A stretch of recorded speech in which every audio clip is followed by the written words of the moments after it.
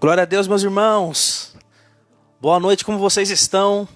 Tudo bem com vocês? Nós estamos aqui com mais um Falação nessa sexta-feira e vai ser bênção. Hoje nós estamos aqui com o nosso amigo, jornalista Elcio Barros. Seja muito bem-vindo.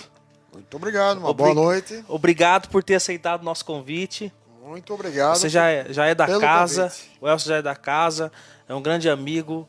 É um grande estudioso da palavra de Deus e historiador.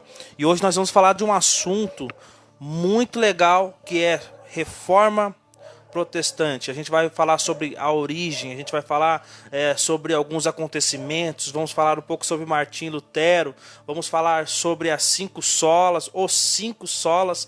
Então você não pode perder. Amém? Já compartilha, já... deixa aí o seu curte aí, compartilha para que mais pessoas assistam essa live em nome de Jesus. Amém?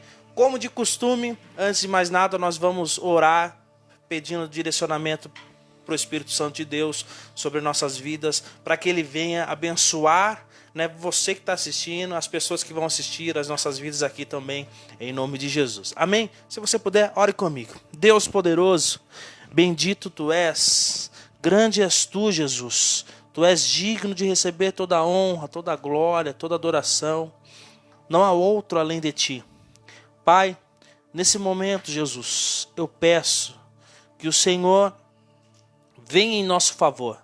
Espírito Santo de Deus, nós precisamos da Tua presença, nós precisamos da Tua luz, nós precisamos da Tua graça sobre nós, e nós pedimos, Jesus, que o Senhor se faça presente e venha nos ensinar em nome de Jesus.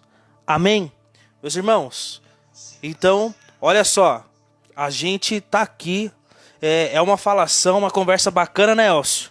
Não é uma aula, não é um curso de teologia, nada disso, mas é uma conversa para a gente esclarecer alguns pontos, e também você aí tem a liberdade de perguntar, tem a liberdade também de colocar aí o que você acha, a sua opinião a respeito desses assuntos, amém?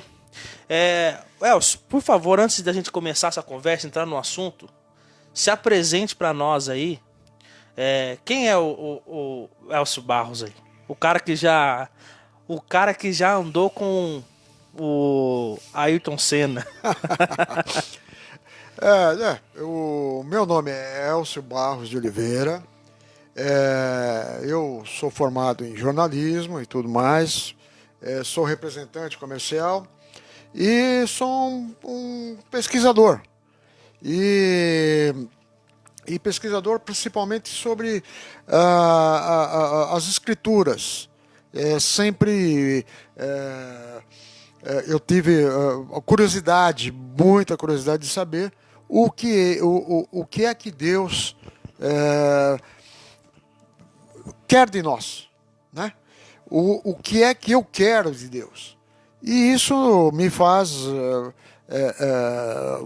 pesquisar as escrituras e tudo mais. Já tive a oportunidade de ser colega do Ayrton Senna no passado, já remoto já, né? Foi isso que aconteceu, mais nada. Mais nada. Mais nada, gente. Mas olha só. Elcio, vamos conversar porque o assunto é longo e tem bastante coisa. Muita coisa. Gente, você já ouviu falar da Reforma Protestante? Você que está aí nos acompanhando, nos assistindo, fala aí. Já ouvi falar da Reforma Protestante. Hoje nós estamos aqui para falar sobre esse assunto. Não é para atacar nenhuma outra religião, nossos irmãos e amigos católicos, não é para fazer nada disso. É para nós entendermos um pouco da nossa história, né? Nós somos protestantes, não é, Elcio? Sim, nós somos protestantes. E eu acho que todo mundo deve aprender a origem daquilo que você crê. Todo mundo deve entender mais da sua crença. Exatamente. Não é, Elcio? Assim, eu me tornei protestante porque eu frequentava a igreja católica e era um católico normal e tudo mais. E percebi que o meu ciclo dentro da Igreja Católica havia terminado. Que alguma coisa me faltava. E eu fui atrás de saber o que estava faltando. O meu coração não estava à vontade, buscava alguma coisa a mais. E acabei conhecendo a igreja protestante e me identifiquei. Nada contra católicos, contra a igreja católica, não é nada disso. Simplesmente uma identificação. E por isso, quando eu tive a oportunidade de conhecer a igreja protestante, comecei a me aprofundar nos seus estudos, nas suas escrituras. E nos deparamos aí com a reforma protestante dentro desses estudos aí. Inclusive é um tema que é pouco dentro da igreja evangélica e protestante, ela é um tema pouco explorado. E isso me trouxe aqui para a gente mostrar um pouco da história, de como é que foi, como é que se sucedeu essa reforma, né? Como é que as coisas aconteceram. A gente precisa reforçar que a igreja evangélica, a igreja protestante, veio da igreja católica, né? Devido ao curso da história e tudo mais. É isso aí. E é isso que nós vamos falar. Vamos falar. Então, assim, vou dar aqui uma introdução aqui do assunto para você entender. Quando se fala de reforma protestante, a gente está vivendo aqui 502 anos de reforma.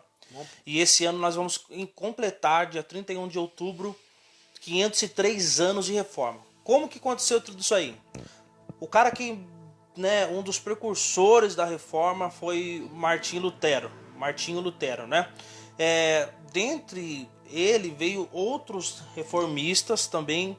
Ele não foi o único e a gente vai falar um pouquinho sobre ele, né? Agora nesse tempo. Dia 31 de outubro de 1517, Martinho Lutero faz o ato que marcou toda uma geração, que é pregar na porta da igreja de Wittenberg as 95 teses.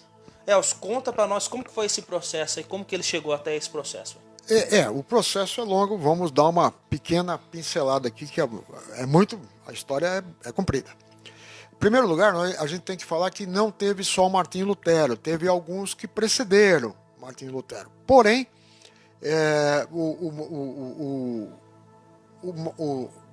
o marcante foi Martinho Lutero. Nesse momento, a Igreja Católica passava por uma situação bastante controversa. Por quê? Ela tinha uma soberania muito grande, muito forte em toda a Europa. O Vaticano, nessa época nem era o Vaticano, mas ele tinha uma ascendência sobre todos os países, todos os reinos da Europa. Uma força muito grande. E estavam cometendo algumas coisas que não estavam na Bíblia, não faziam parte do ensinamento de Jesus. E Martinho Lutero, nessa época, começou a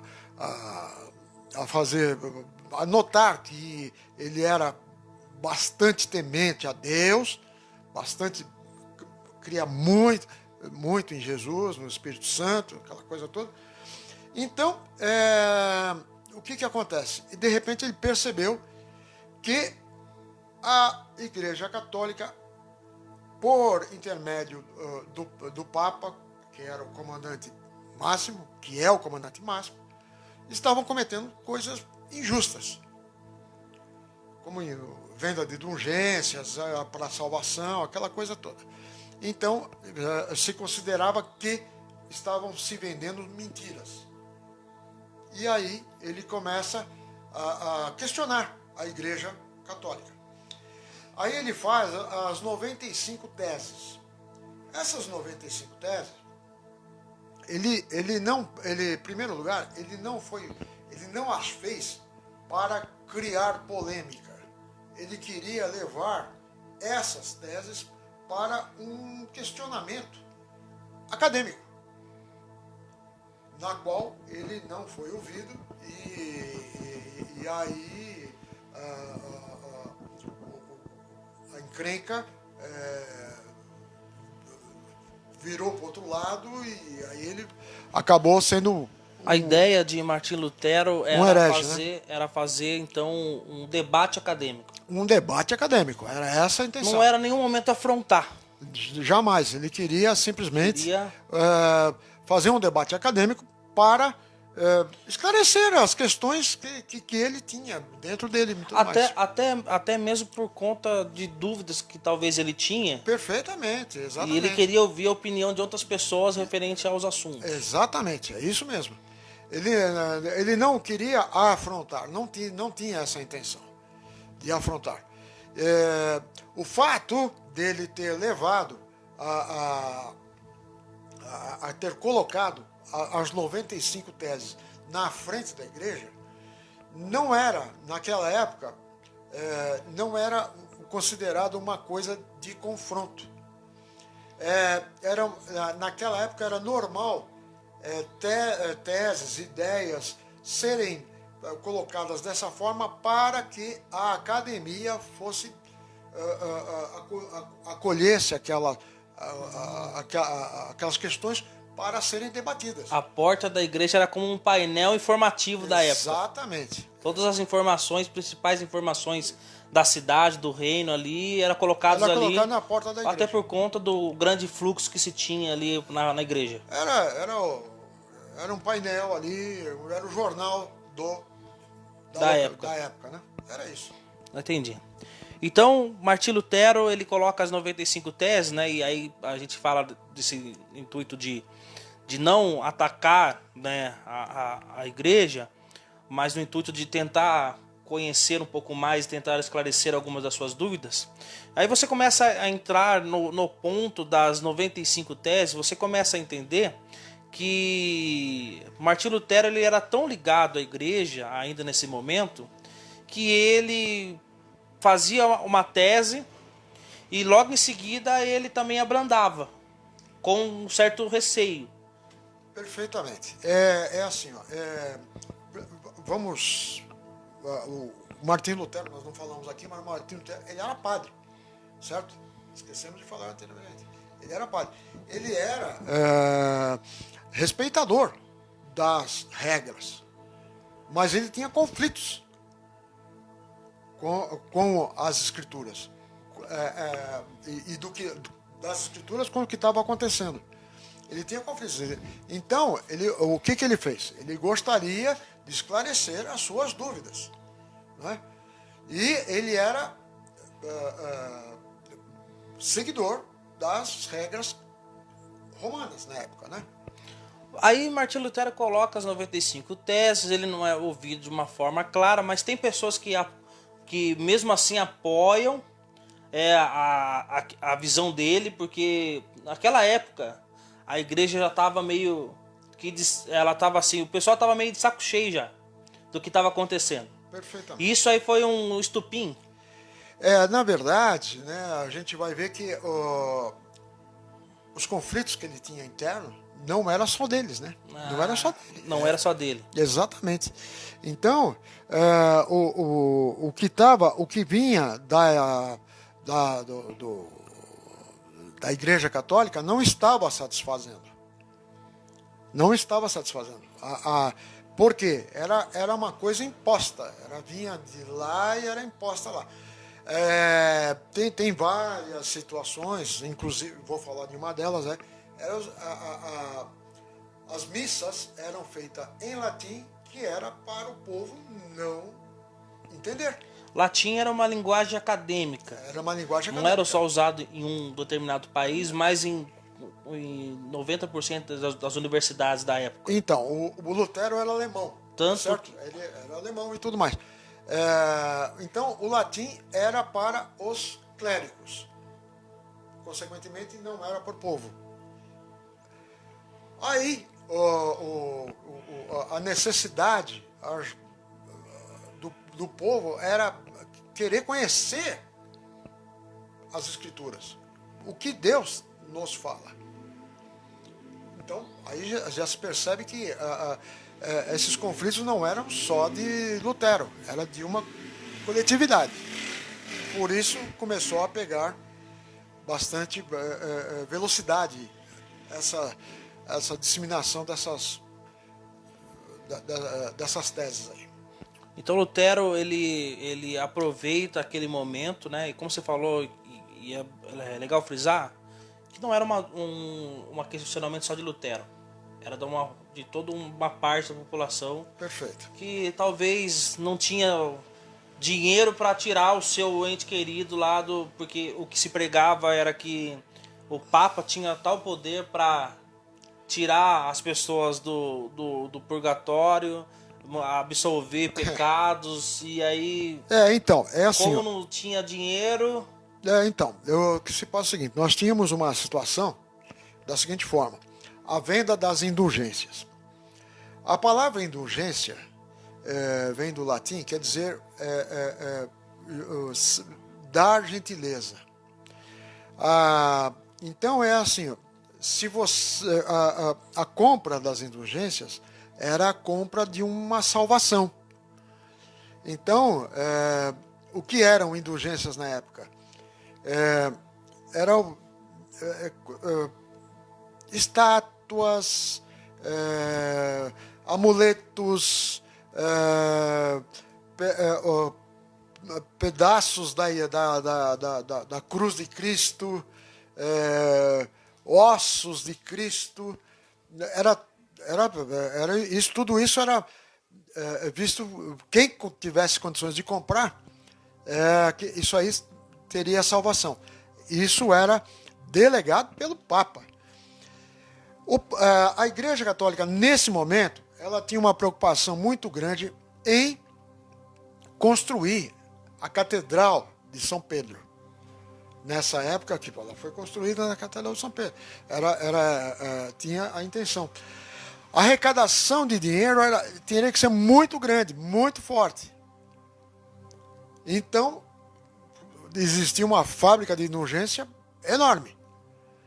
E quem não tinha condições de comprar essas indulgências, teoricamente, ia para o inferno. Né? Então, essa busca de respostas que motivou o Lutero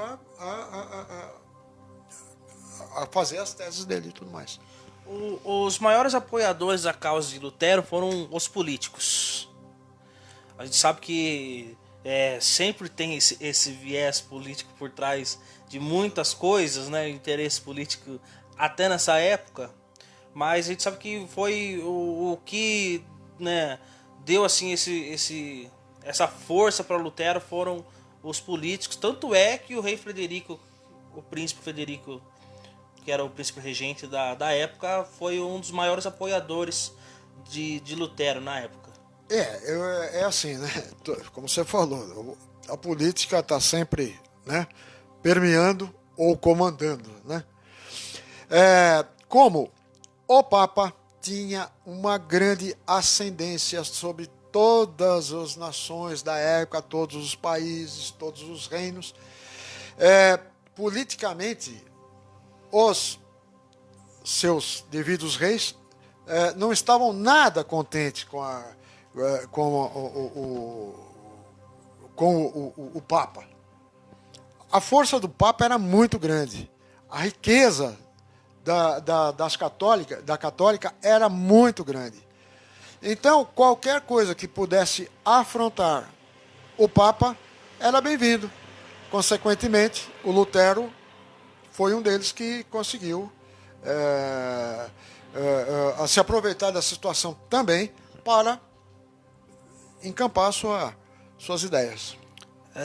A gente vai continuar o assunto aqui, mas eu queria mandar um abraço aqui para o Maurício Damiano, o Luciano Afaz, nosso amigo aqui, Foi bênção aquele dia que ele estava aqui conosco. Vamos fazer de novo. A galera tá pedindo. A Thaís Tabajara. Isso. Seja muito bem-vinda. Deus abençoe. Pastora Fefe Bueno. Deus abençoe a senhora também. Amém? Pode mandar suas perguntas aqui. Manda aqui as suas perguntas. A opinião que vocês têm. Em nome de Jesus. Vai ser legal. A gente saber o que você pensa a respeito desse assunto aí, né? Isso mesmo, a Thaís está falando que os reis eram servos da igreja, é isso mesmo? Os reis eram servos da igreja. Por quê? Porque, na verdade, era só política. E a política até hoje é o que comanda tudo, né? Como, nessa época, a igreja católica vinha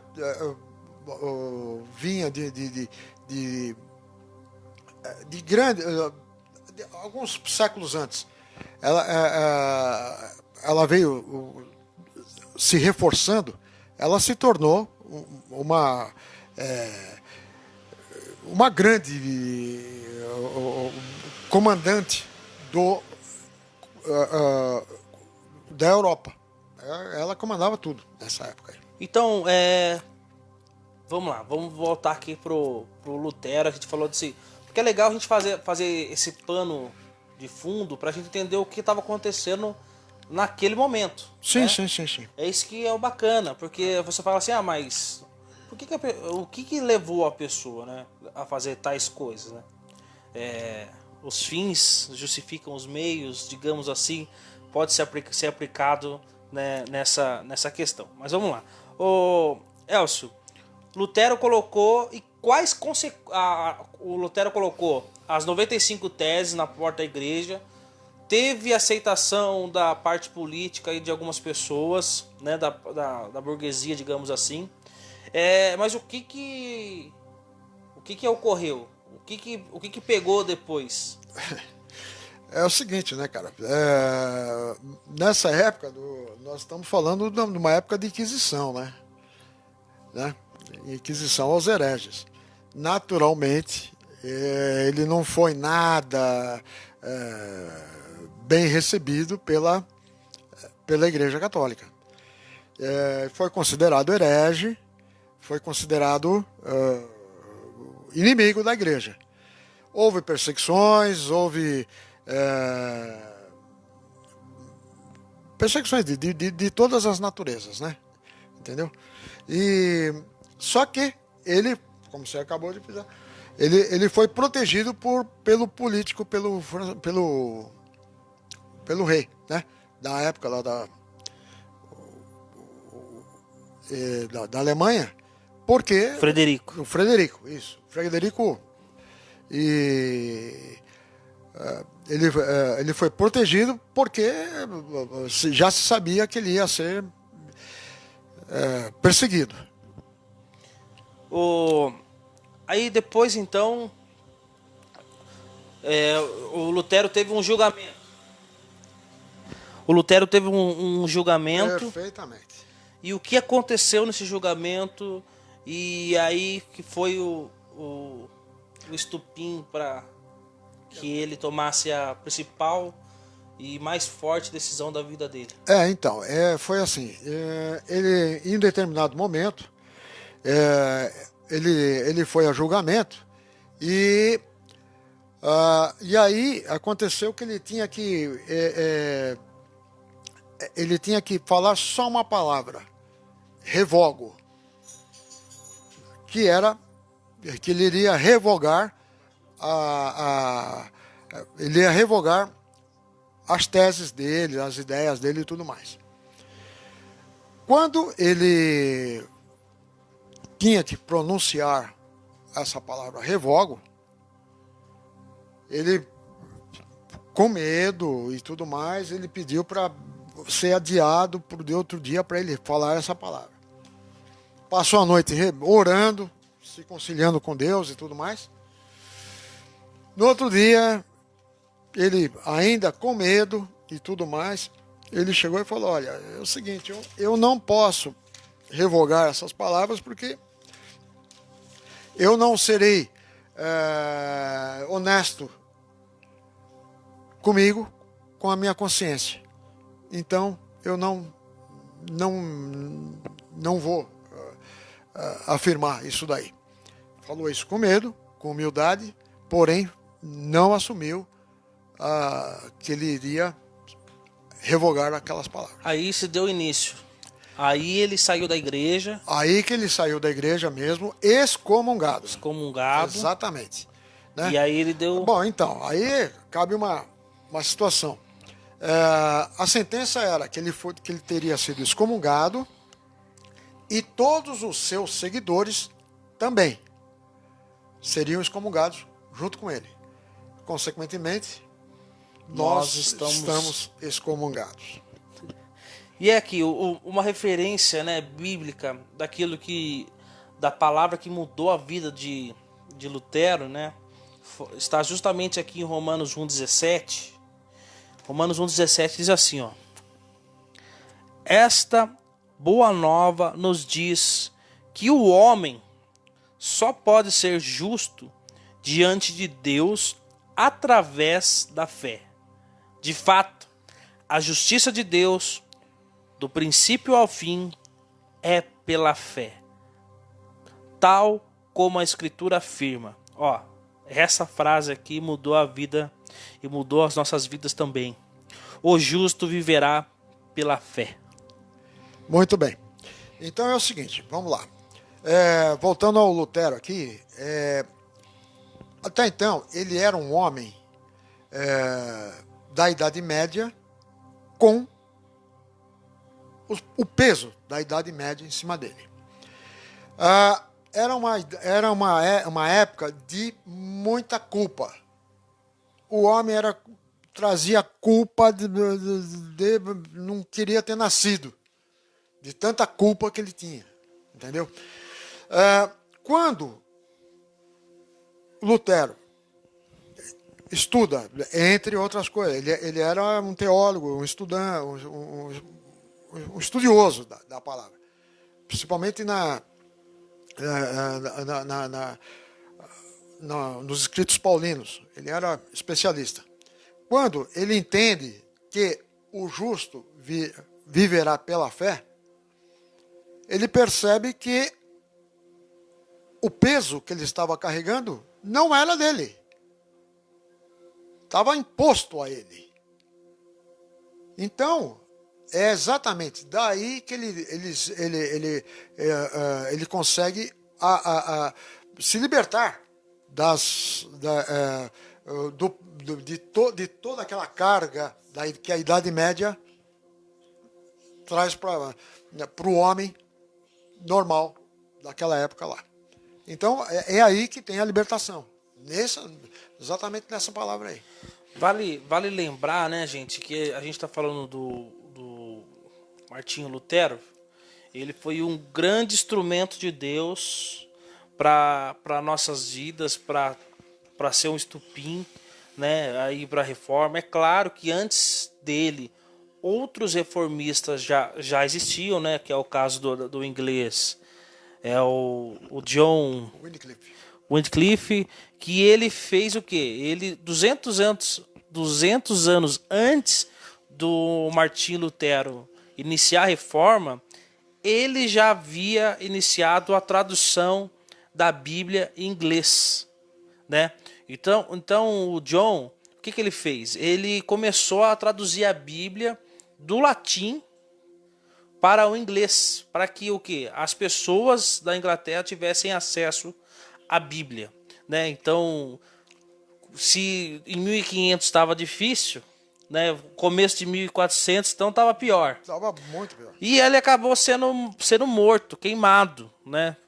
Pelo próprio rei. Posteriormente, né, a sua Bíblia, a sua versão, a sua tradução foi usada, né, pelos reis. E também, gente, aqui uma referência histórica, você que gosta da Bíblia King James, né, que é uma Bíblia bem conhecida hoje, até nos dias de hoje. Isso. É aquela hoje está muito na moda essa Bíblia, porque ela é uma Bíblia bem fininha, Elcio, Então, assim, fácil de carregar, bem portátil. E a tradução dela também ajuda muito as pessoas. A versão dela, né, ajuda muito porque dá uma luz diferenciada da mais usada, que é a do João Ferreira, que é a nossa, né? Isso. Então, se você não sabe, essa Bíblia King James partiu do John Wycliffe. Entendeu? Então partiu do século 14 depois de Cristo. Então é muito legal. Essa parte histórica, né, a gente fala aqui, o Elcio, mas ela é muito bacana e ela é muito necessária para os nossos dias de hoje. Perfeitamente. É assim, ó, nós estamos vivendo as nossas igrejas e tudo mais, com os nossos cultos, e a gente pouco sabe de onde veio, como é que nós chegamos até aqui. São pouca gente que sabe. E é muito interessante, mesmo porque é uma base que nós precisamos para que a gente possa implementar, levar para frente com bases sólidas na história, o porquê que nós estamos fazendo essa pesquisa, nós estamos tendo essa conversa aqui. Agora, voltando ao John Wycliffe, tem o Tyndale também, o Tyndale, que também traduziu o Segundo Testamento, e também foi morto por causa disso. Essa Bíblia King James, ela é feita pelo Wycliffe e o Tyndale. Entendeu? Então, olha aí, a Bíblia que a gente usa hoje foi traduzida há mais de 600 anos. Exatamente. A feitura, a tradução das Bíblias, ela teve, entre outras qualidades, unificar as palavras, as nações. Para que fosse mais acessível. Acessível a todos. Ela chega a nivelar tudo, para que porque existiam vários dialetos e tudo mais. Com as Bíblias, ela começa a ficar de uma forma entendível a todos. Vale lembrar, gente, que quando a gente fala também de tradução bíblica, né, não é só o cara que sabe falar latim, o cara que sabe escrever latim, ele vai lá, lê a Bíblia da Igreja Católica e escreve na língua dele, ou seja, no caso do John Wycliffe, que traduziu para o inglês. Não. O fato é o seguinte, o John Wycliffe, o que ele fez? Além de ele traduzir, ele também já estava detectando algumas heresias da Bíblia católica em latim. Perfeitamente. Tanto é que o Martinho Lutero, ele traduziu a Bíblia também para o alemão, e ele também, né, não usou muitas coisas da Bíblia em latim da Igreja da Católica Romana. Perfeitamente. Quando tem uma tradução, vamos lá. O Velho Testamento, ele foi escrito basicamente em hebraico aramaico. O Segundo Testamento, o Novo Testamento, ele foi escrito basicamente, não só, em grego. Tá? Então, o que acontece? Depois, essas duas vertentes vão ser traduzidas para o latim. Consequentemente, existiram distorções nessas duas traduções. O original hebraico e aramaico e o original grego, quando chega no latim, existem distorções. Então, quando Tyndale e o Wycliffe pegam essas traduções diretas do hebraico e do grego, começa a comparar com a latim, A Bíblia usada na época. que era o latim, aí começa a ver que tem coisas que não Coisa que não tinha. não estava batendo. Não estava batendo. Entendeu?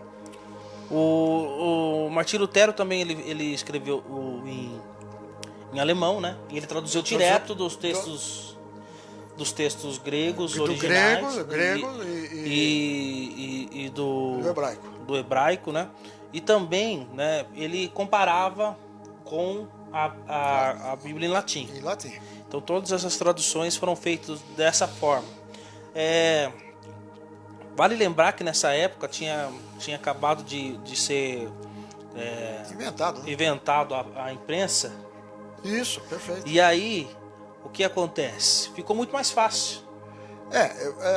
A verdade é que houve uma conjuntura de fatores, né, para essa época aí.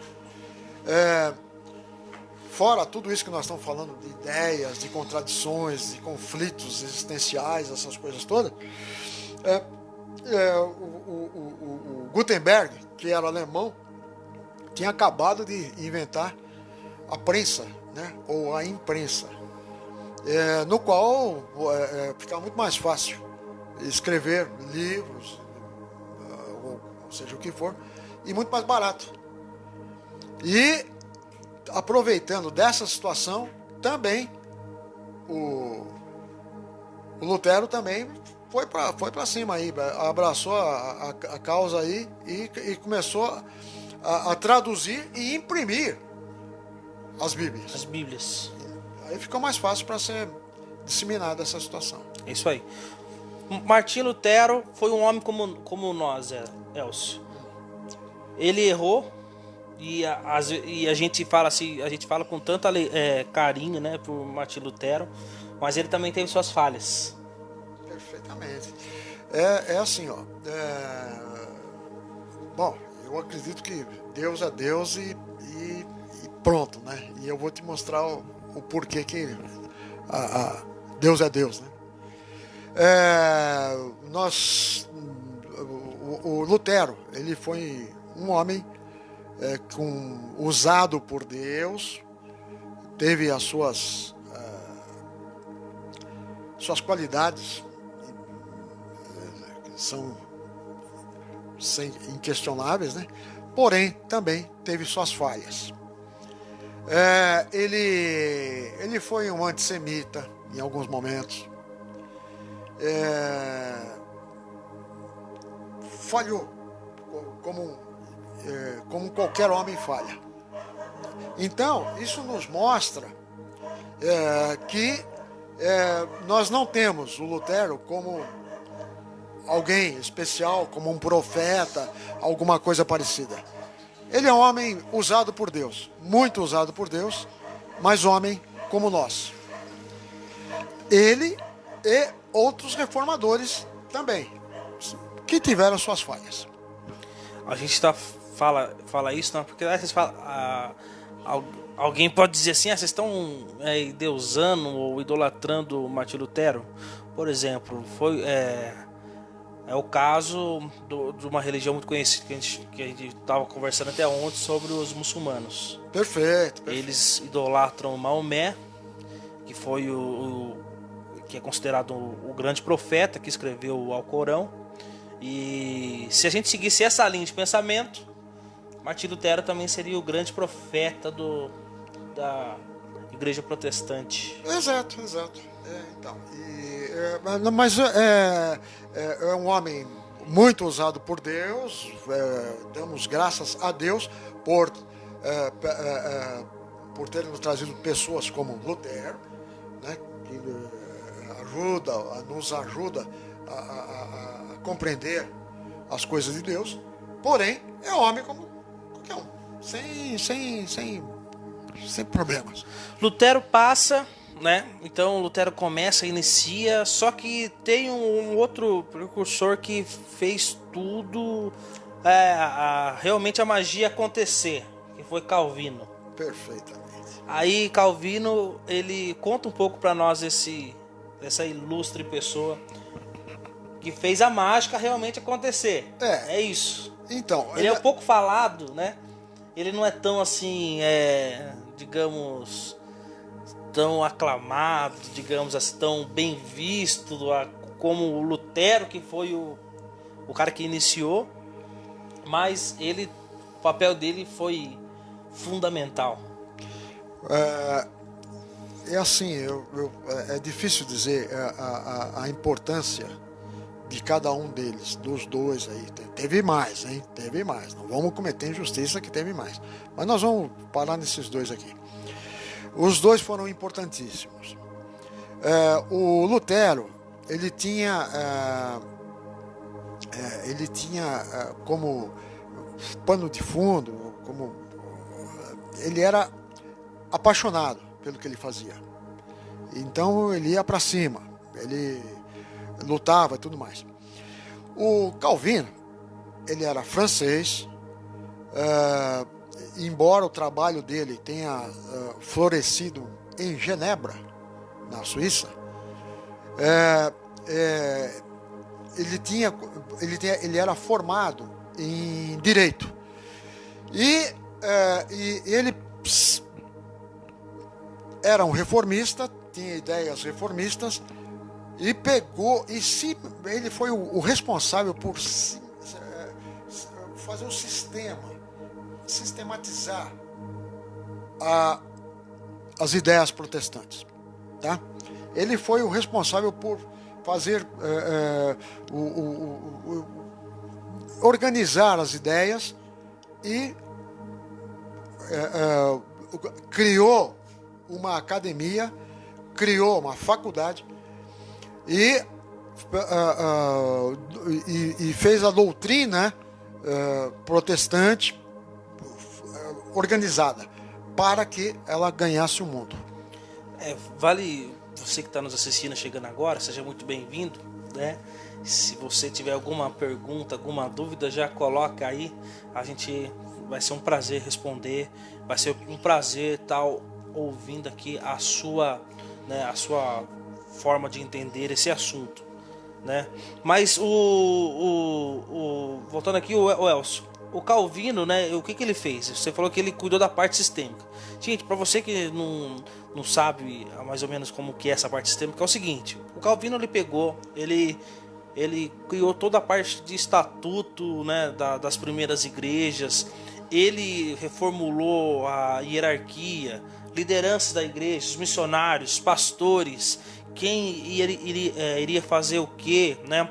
Hoje, né, a gente tem essa ideia que todo mundo que está na igreja é um líder, né? Todo mundo é chamado para liderança, não. A ideia da igreja protestante com Calvino é o que? Tem líderes, porém cada um vai trabalhar no seu quadrado. É isso que Calvino fez. Então vai ser o mestre seguindo rigorosamente, né, os cinco dons do Espírito lá que a Bíblia nos conta. Entendeu? Então ele colocou rigorosamente isso em prática na igreja.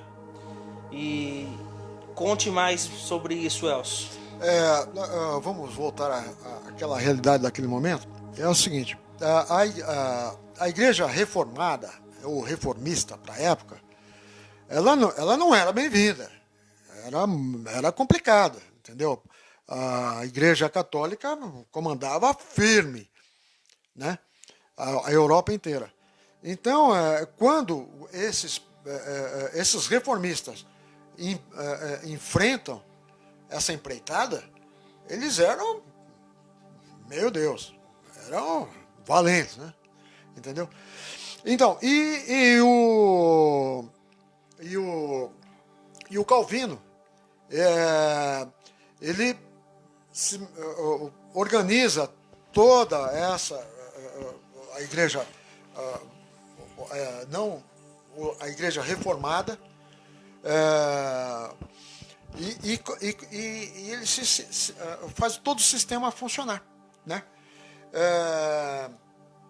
Então, quando ele começa dentro da sua academia, formar vários emissários. Ele forma emissários, inclusive emissários para a Europa inteira, indo para lugares, levando a doutrina reformada. Uma delas influenciou até o Brasil, nessa época.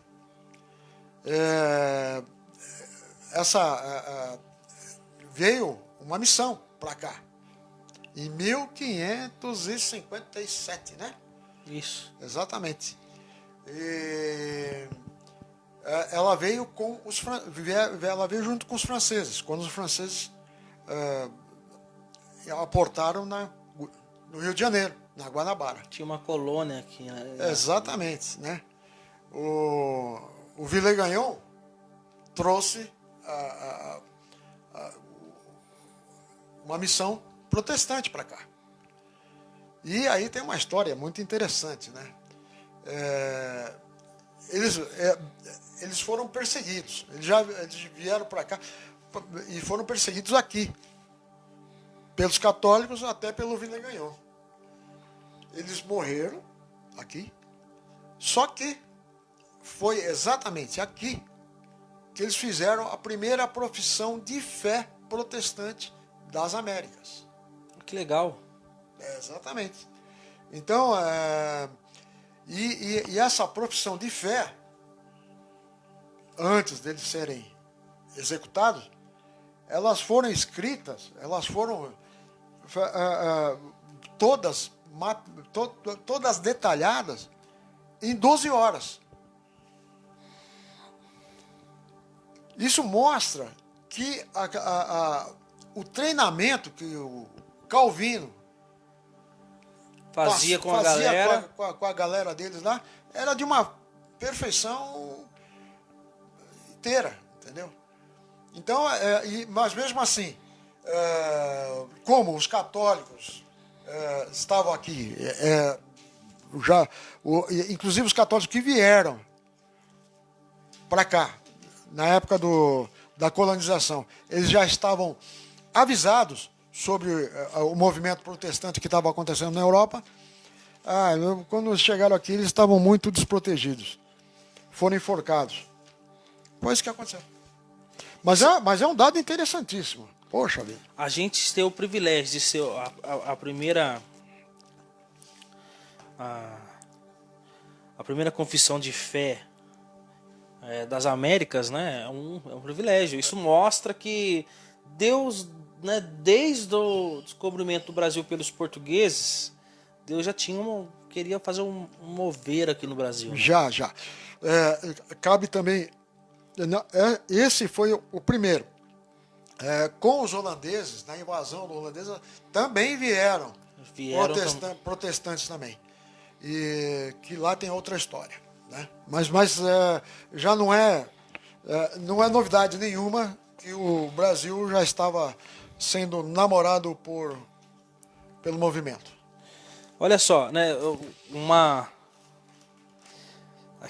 referência bíblica, né, de tudo isso que o Elcio está falando, né, sobre essa confissão de fé de Guanabara. Depois, se você tiver um tempo, você pesquisa, né, sobre isso. Esse tema é muito legal, sobre esses missionários e pastores que vieram a mando do João Calvino, né, para o Brasil. Eu creio que, Elcio, assim, tô fazendo uma alusão, mas eu creio que ele já orava pelo Brasil desde que a notícia chegou lá na Europa. Eu creio que existia um povo que já orava. Pois é incrível, né, cara? Mas é verdade isso que você está falando. Nós estamos falando de uma Idade Média, de um povo perseguido, e tudo mais tal. Porém, o Calvino pensou no Brasil. De alguma forma ele pensou no Brasil, desde aquela época. Né? Graças a Deus. Já 57 anos após o descobrimento. descobrimento, perfeitamente. Né? E a gente sabe que a igreja protestante se consolidou, mesmo se firmou no Brasil no século XIX. Século XIX. Bem depois. Bem depois disso. Bem né? depois. Mas olha só, essa confissão de Guanabara, né? Olha como que eram cheios do Espírito Santo as pessoas que estavam aqui, né, em 1557. A confissão foi feita em 1558. Né? Eles chegaram em 1557, a confissão foi feita em 1558. Olha só, tá aqui em 1 Pedro, no seu capítulo 3, versículo 15. Olha como que eles começaram a confissão de fé deles.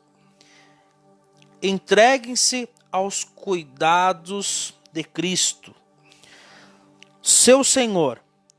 E se alguém perguntar acerca da esperança que vocês têm, estejam preparados para contar-lhe, e façam-no de maneira amável e respeitosa. Então entreguem-se ou santifiquem-se no Senhor, né? E se alguém perguntar, olha só como que era o treinamento dele. Se alguém perguntar, né, acerca da esperança de vocês ou acerca da fé, dos pensamentos de vocês, né, estejam preparados para contar-lhe e façam-no de uma maneira amável e respeitosa. Você vai ver que alguns, né, esses missionários que foram mortos na história, você vai ver que eles tiveram a oportunidade de fugir. Eles chegaram a entrar no barco, tiveram a oportunidade de fugir, só que alguns voltaram por amor. E é aí que eles foram mortos. Exatamente. Né? O amor à missão. Diz aí pra gente, aí você teria coragem de, se você fosse eles, você voltaria? Você ou ficaria no barco mesmo, nas caravelas e voltaria para casa? Diz aí pra gente.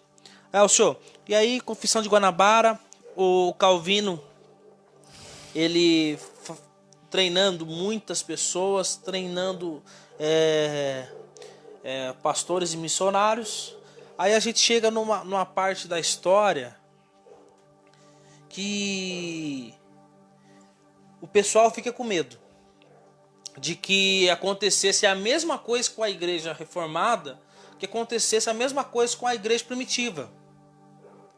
Que voltasse às velhas práticas, que voltasse a idolatria, que voltasse tudo.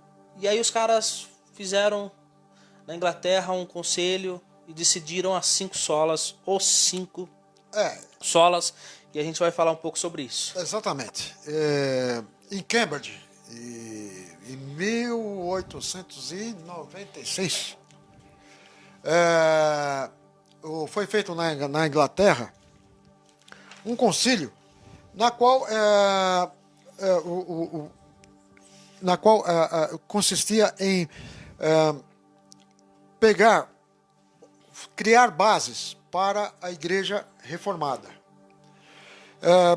Bases para que ela fossem pilares para que ela seguisse dentro desses pilares. Tá certo? Então, são 5 esses pilares aí. 5 pilares fundamentais para a igreja reformada. Para que a igreja? A gente usa esses pilares, eu e você, a gente usa esses pilares até hoje. Esses pilares, né, esses 5 solas, eles são o alicerce principal da reforma protestante. Eu e você, a gente está sobre um alicerce principal.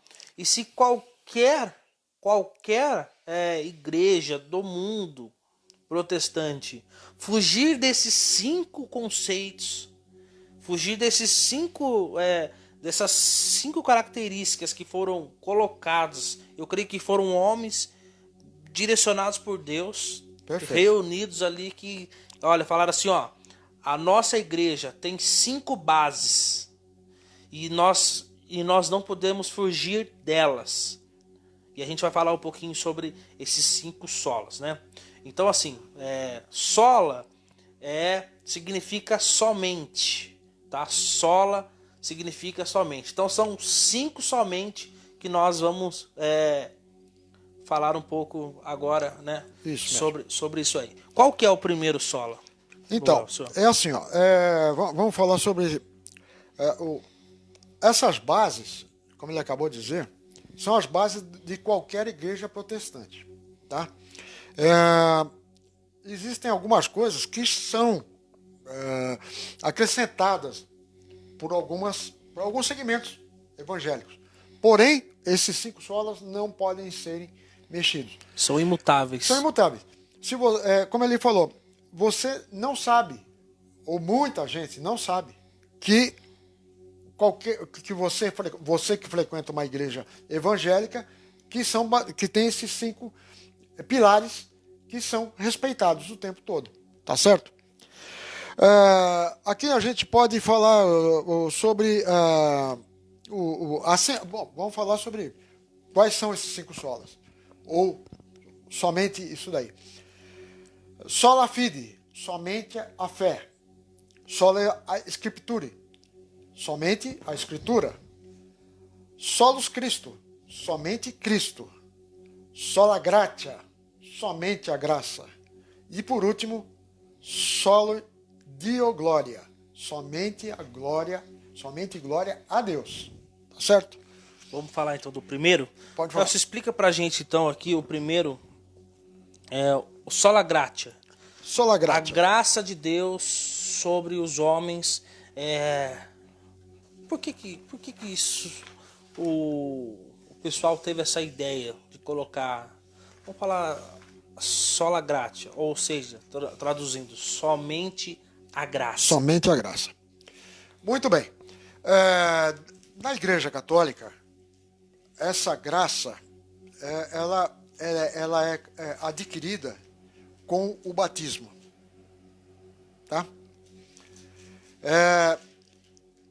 E tem-se a explicação que existem 2 níveis de pecado. O pecado venial e o pecado mortal.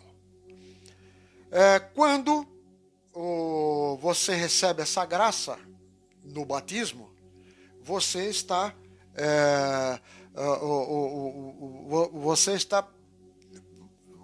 livre do pecado venial. Você está bem, você recebeu essa graça. Pecado venial é aqueles pecadinhos. Pois é, eu não entendo muito essa situação de pecadinho, pecadão. Pra gente não existe isso, mas não, seria um pecadinho mais ou menos. mais leve. E os pecados mortais seriam aqueles pecados que você já ia direto pro inferno. Não tem nem como fazer mais. Exatamente. E daí existe a penitência, né?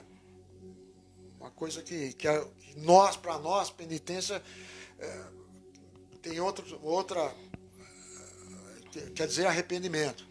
Bom, mas tudo bem. Muito bem. A graça na católica vem com o batismo. Sendo que para nós, a graça vem pela graça de Deus. Ele nos dá graça através da fé em Jesus Cristo. Ele nos traz a graça. Entendeu? Agora, então, mas voltando à católica aí, por causa dessa graça que vem com o batismo, você vai estar a vida inteira devendo. O tempo todo devendo. Por que você vai estar devendo? Porque você não vai poder pecar. A gente tem que pagar uma coisa que é de graça. Uma coisa que é de graça. Entendeu? Com boas obras, aquela coisa toda.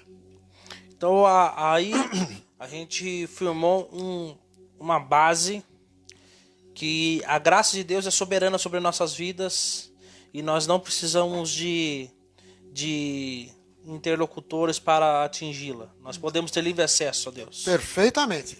Aí é que está. Não temos o peso de você estar tendo que trabalhar boas obras o tempo todo para você merecer a graça. Ela é imerecida. Deus nos deu de graça através da fé de Jesus Cristo. E a fé em Jesus Cristo. Não depende de nós para nada. Se Olha, dependesse de nós, coitadinho da gente. é o seguinte, através do pecado original de Adão, né? Nós não temos condições de nada. A nossa depravação é total. Calma aí, o pecado original, quando eu estou falando isso, não é por causa do pecado de Adão. Deixa eu explicar melhor. É as consequências desse pecado, tá? A nossa natureza é depravada. Ela é corrupta. Quer ver? Você precisa ensinar ao seu filho a mentir? Não. Você precisa ensinar ao seu filho a ser mal educado? Não. Você precisa ensinar ao seu filho a não roubar? Não precisa de nada disso. Não, A criança já vem. É a nossa natureza. É a nossa natureza. Ela é depravada. Não tem jeito. Entendeu? É assim. Com a graça, com a vida do Senhor Jesus e tudo mais, ele nos dá a graça de, com a fé, a gente possa estar vivendo o que ele nos proporciona de melhor. Mesmo sendo pecadores. Mesmo sendo pecadores. Não, todos nós somos pecadores. Então, o primeiro sola, que é o sola gratia, que ou seja, somente a graça, significa que todos nós somos dependentes da graça e temos a graça por nosso por merecimento, e também que nós podemos acessar a ela a qualquer momento sem intermediadores. Sem intermediários. Jesus veio para isso. Nós não temos nada de bom. Não temos, não dá. Não tem. É isso. Legal. A referência do... O que nós temos de bom vem de Deus. Vem com a graça. A referência do sola gratia, né, na reunião foi em Efésios 3. Depois você confere lá, você lê Efésios 3, que ele vai falar um pouco sobre a graça de Deus em nossas vidas. Depois tem o segundo sola, que é o sola fide, somente a fé. O que isso representa? O que significa esse sola para nós? Bom, é assim, ó. Para nós, a fé produz justificação e boas obras. Para a Igreja Católica, fé e boas obras rendem justificação. Tá? Nós acreditamos que a fé, aquilo que a gente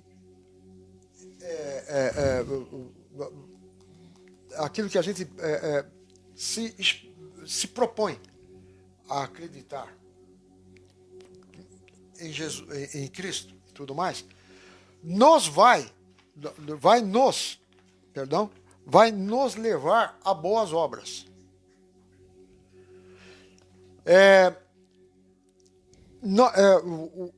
A diferença aqui entre a Igreja Católica e nós protestantes é a fase meritória. Tá? Para o católico, você precisa fazer boas obras para merecer salvação, justificação. Para nós, a justificação, a salvação, ela é de uma eleição incondicional. Vem de Deus. E isso vai nos trazer boas obras para serem feitas. Através da nossa crença, através da nossa fé, nós iremos aplicar boas obras, porque nós entendemos algo e acreditamos em algo. Então, como Deus é bom, nós seremos bondosos. Através, somente pela vontade do Senhor. E aí a vontade que a gente entende através da nossa fé. A gente entende através da nossa fé. E aí... Então, e isso tira um peso enorme. Porque você não precisa estar correndo atrás o tempo inteiro para você merecer. Isso aí já veio. É presente de Deus. Aí você vai fazer aquilo. Você vai fazer as suas boas obras sem peso nenhum. Faz a boa obra por acreditar. Por acreditar. Então é somente a fé, o sola fide, o segundo sola, é somente a fé, né? É aquilo, e está em Romanos 1:7, como a gente já leu, o justo vive pela fé. A principal referência do conselho foi essa. Se você é justo, você vive pela fé, não vive por obras. Amém? Não vive pagando obras, não vive tendo que desembolsar dinheiro para você atingir salvação. Nem dinheiro, nem obras, qualquer Nada. coisa parecida. Aquela coisa de você fazer alguma coisa pensando, tendo segundo as intenções. Não existe isso. Não, Não existe isso. não, exatamente. Você faz porque Deus fez você fazer isso. Graças a Deus. O terceiro sola é o sola Christus, ou somente Cristo. Elcio, somente Cristo. Esse sola, ele é muito legal e ele difere muita coisa daquilo que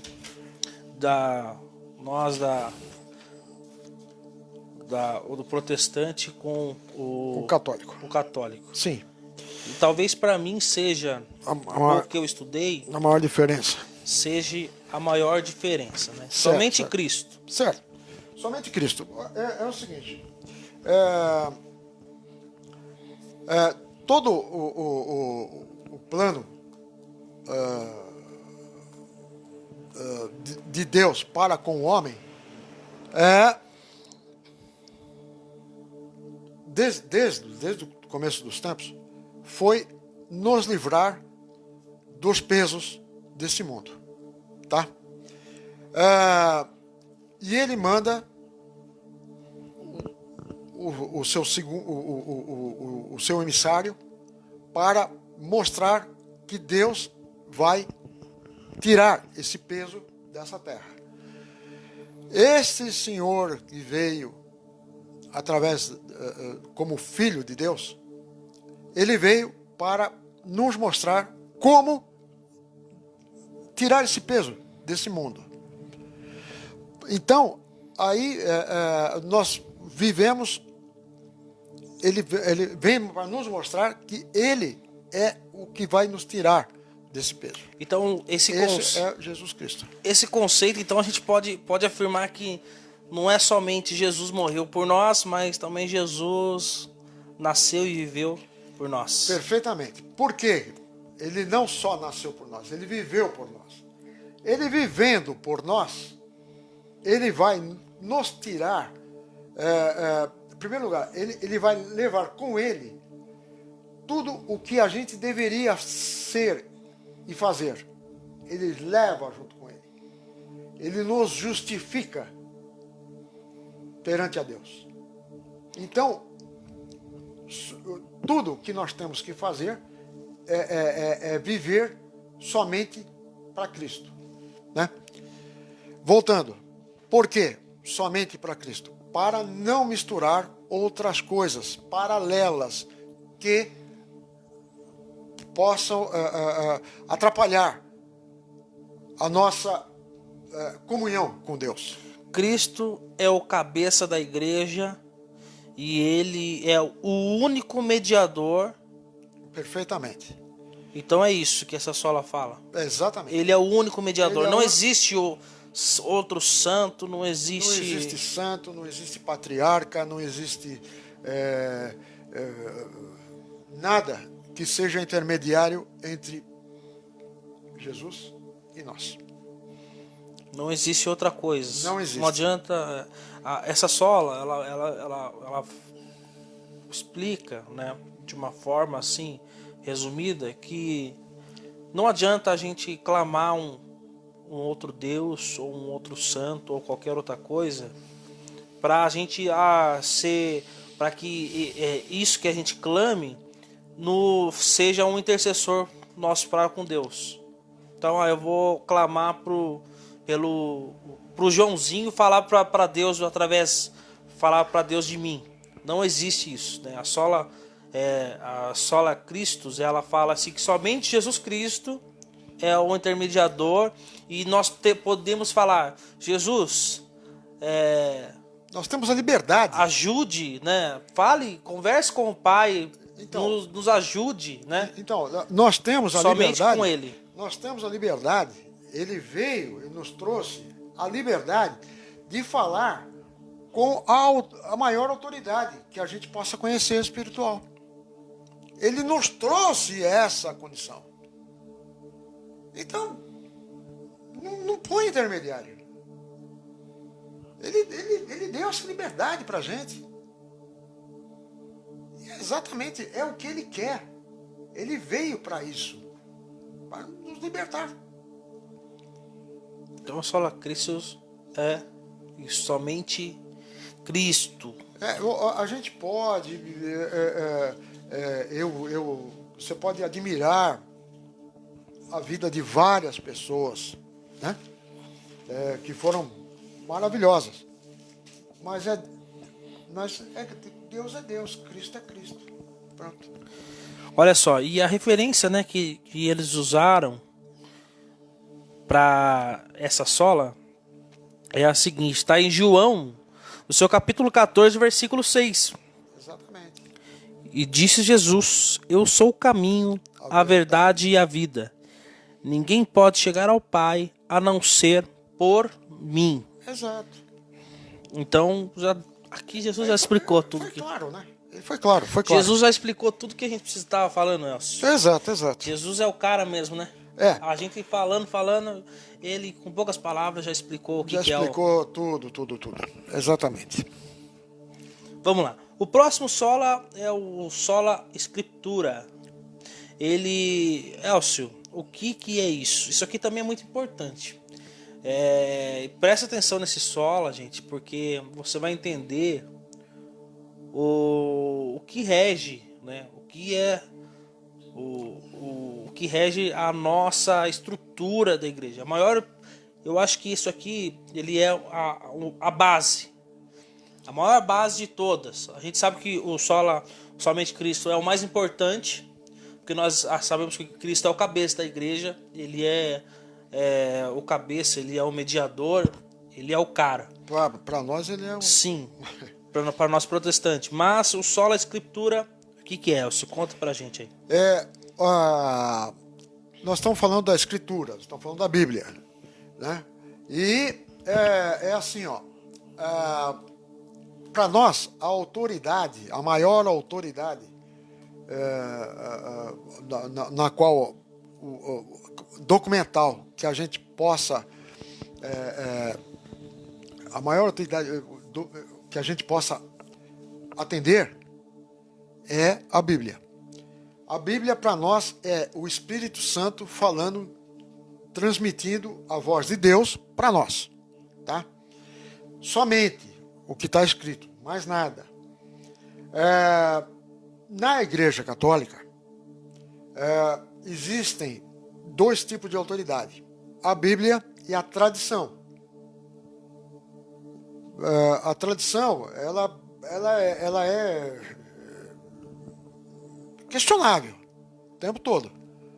Ela é questionável. Então, algumas coisas... Ela faz com que se levante vários questionamentos, porque daí se fala assim, mas o cara que fez essa tradição, da onde surgiu, ele também foi igual a gente, foi falho. Perfeitamente. Exatamente por isso.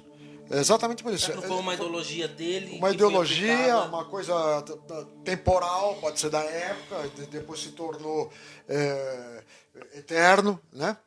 Mas então, veja bem, de onde vem a autoridade que a gente respeita? Da Bíblia. Nós temos a nossa Bíblia como o nosso livro de regras. É a voz de Deus através do Espírito Santo aqui dentro que ajuda, que transmite as suas regras. Então a Escritura para nós é a autoridade que a gente. Então, o sola escritura ou somente a escritura ele mostra que a Bíblia é a autoridade máxima na igreja. O Exatamente. que ela diz é regra e não pode ser mudado e não pode ser modificado, né? Então é isso que diz o sola escritura. Não podemos ser guiados por homens, não somos guiados por tradições, né? Por conceitos filosóficos, nada. Não, nós somos guiados pela Bíblia. E não podemos ser guiados por igrejas. Por igrejas. Tá? Por igrejas. Então veja bem, é assim, ó. A Bíblia, ela tem mais autoridade que a igreja. Depois vem a igreja. Então, a nossa autoridade está aqui. Depois vem as igrejas, que são vários segmentos aí, tudo mais, tal, interpretações, aquela coisa toda, doutrinas. O que a gente está falando aqui, né? Eu quero deixar bem claro para você. Quando a gente fala assim que não é para gente seguir igreja. Não, pelo amor, não é disso que eu estou falando. Não é isso que você pode interpretar dessa forma. Não é isso. É a forma de autoridade, entendeu? Então, por exemplo. Hierarquia. Hierarquia. A Bíblia fala assim, ó. Se a Bíblia falasse assim, gente, na Bíblia tivesse escrito, todo mundo tem que ir de amarelo na igreja, não é uma norma da igreja, é uma norma bíblica. Perfeito. Então nós temos que ir todo mundo de amarelo na igreja. Exatamente. Agora, se a Bíblia não fala, a Bíblia fala assim, todo mundo deve ir de amarelo, e a igreja fala assim, todo mundo deve ir de preto, a Bíblia está acima da igreja. Perfeitamente. Então, veja bem, dentro da igreja, dentro do segmento protestante e tudo mais, tem igrejas que a mulher tem que ir de cabelo comprido, as vestes X, Y, nada contra. Ser aquilo lá. Porém, vamos ver, está na Bíblia isso? Não sei se está. Sim, então a gente está falando de algumas normas. Normas internas. Costumes. Isso, normas e costumes internos. Exato. Né? A gente não está aqui para falar se é certo ou errado. Não é isso. Não é crítica, não. Não é isso que nós estamos falando. Nós estamos falando aqui da estrutura da igreja, das as 5 solas, que são a estrutura da igreja protestante, a qual o Elcio serve, você que está nos assistindo também, né? Então você que vai assistir também. É isso que a gente está falando, né? A gente está falando de conceito. Conceito. Nós não estamos falando aqui de especulação. Esse é o conceito. Nós não estamos especulando nada. Nós estamos falando de conceito. Conceitos e hierarquia nesse momento. Então somente a Escritura ela é a autoridade máxima dentro da igreja, né? Ela é a palavra de Deus escrita para nós. Exatamente. A mensagem de Deus para nós, escrita e tudo mais. É o livro de regras. É o que a gente pode... É o manual da igreja. É o manual. Né? Manual da igreja. É a Constituição. Né? Então, a Bíblia é a única palavra autorizada, inspirada por Deus, né? Para que seja uma fonte de doutrina cristã. Entendeu? Então, ela é a única coisa que pode ser uma fonte de doutrina cristã. Por exemplo, se eu for lá e fazer um livro, escrevendo lá algumas coisas que eu penso, que eu acho, legal, vai servir de especulação para vai servir para agregar valor na vida de outro, tal, de testemunho, bacana. Mas isso não pode servir de regra para a igreja, porque somente a Bíblia pode ser a regra para a nossa igreja. Perfeito. E a última sola, a sola deu glória. Sola deu glória, ou somente a glória, Elcio. Tá certo. O que significa essa sola aí? Vamos lá. Nós temos a seguinte questão, que ela persegue a igreja, não só a igreja cristã, de modo geral. Qual o fim principal do homem? Qual é o fim principal do homem? Nós acreditamos que o fim principal do homem é gloriar a Deus o tempo todo. O tempo todo, porque nós fomos feitos para gloriar ao Senhor o tempo todo. O objetivo principal do homem, da criação do homem, é glorificar a Deus o tempo todo. Claro que nós não fazemos isso, a proporção que nós fazemos isso em nossa vida é mínima. Porém, nós fomos feitos para isso, para o glorificar ao Senhor. Nós somos criaturas que devemos glorificar o Criador o tempo todo. É isso. É simples. A sola deu glória, a glória é somente a Deus, né? Então a gente não glorifica outros deuses, outros santos, outros ícones importantes, não. Nós glorificamos somente Jesus, porque através, né, disso nós sabemos que tudo que nós fazemos e o nosso objetivo principal de sermos criados é para a glória de Deus. Não é? Somos feitos para a glória de Deus. Somos feitos para a glória de Deus. Nós somos feitos à imagem e semelhança para que nós glorificamos a Deus o tempo todo. E isso é o objetivo. Por que nós nascemos? Por que nós vivemos? Nós temos a nossa vida. Nós trabalhamos, criamos nossos filhos, porém não podemos substituir nada dessa vida a glorificar qualquer coisa nessa vida que não seja para Deus. E Deus nos dá condições dos nossos atos simples e tudo mais terem prazer. Isso é para a glória do Senhor. É isso aí. E olha só, a referência que foi usada, né, para justificar isso, porque é o seguinte, gente, tudo que é feito, que é falado, né, esses conceitos, os 5 solas, todos os conceitos, eles têm que ter uma base bíblica, porque tudo, qualquer coisa, qualquer pregação que seja feita, qualquer justificativa que seja dada, qualquer coisa deve ser dado, né,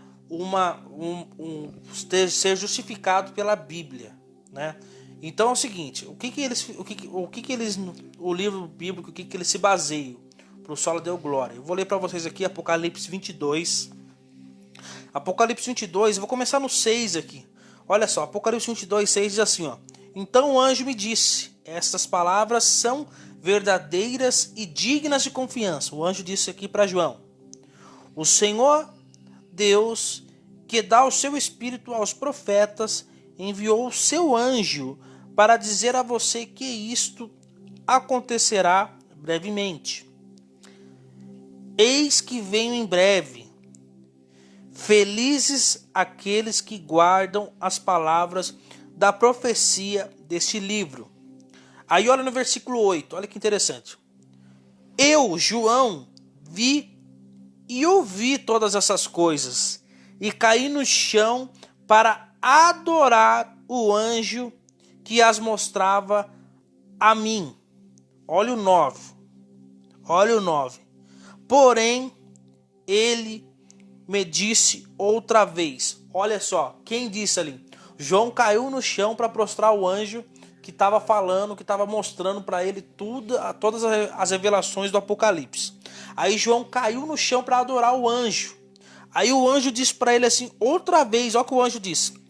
Não faça isso. Eu também sou servo como você e seus irmãos, os profetas, bem como todos aqueles que atendem à verdade declarada neste livro. Adore a Deus, ou adore somente a Deus. Então o anjo fala para João, ficou entusiasmado, caiu de joelhos perante o anjo para adorar o anjo. Aí o anjo fala assim, olha João, não faça isso porque eu sou servo como você e todos que atendem à verdade declarada desse livro, né? Adore, aí o anjo termina, adore somente a Deus, né? Então, só lhe dê glória significa glória somente a Deus. É isso, Elcio? É isso mesmo. Então, eu espero que a gente possa ter esclarecido algumas coisas aqui e ter trazido alguma informação sobre sobre essa parte da igreja evangélica que é pouco explorada, que é a história. As biografias são muito grandes, tem muita coisa a ser explorada ainda, né? A história da igreja, da cristandade é uma maravilha que todos deveriam saber, participar e tudo mais. Por quê? Por causa para a gente entender como é que nós chegamos até aqui, né? Para a gente não incorrer em erros que foram praticados no passado por várias situações e ainda continua acontecendo.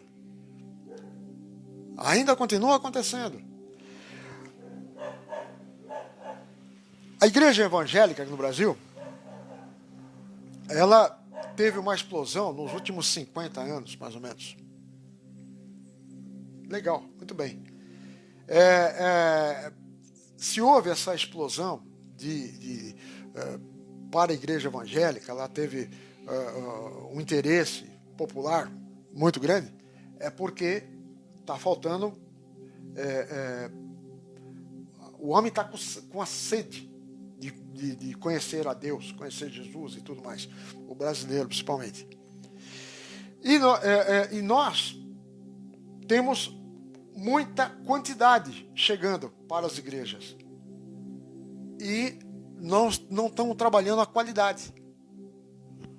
O que é também um efeito normal também. Vem a qualidade, vem a quantidade, a qualidade. Vamos trabalhar para que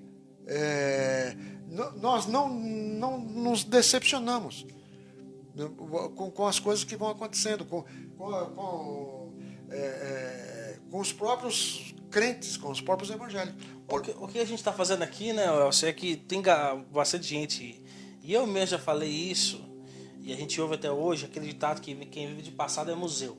Isso. Mas, na verdade, história, ela é uma base para tudo que nós tudo que nós vivemos agora no presente e vamos viver.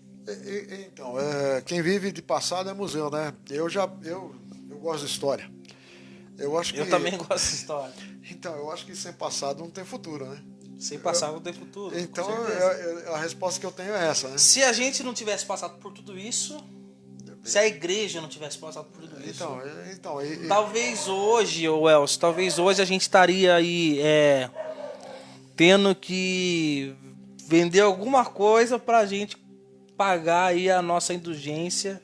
Perfeito, exatamente. Será que, né? Já parou pra pensar que Então. Não, mas porque isso é fato. Se a gente não fosse protestante, nós seríamos cristão, né? O protestante faz parte do cristianismo, né?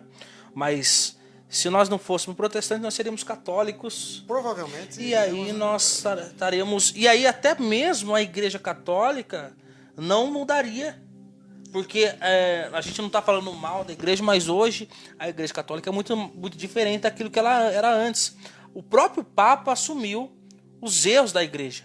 Perfeito. E ele pediu perdão pelos erros da igreja na Idade Média. Exatamente. Não foi hoje. Agora, faz pouco tempo. Faz pouco tempo. Exatamente. O Papa atual. Olha, veja bem.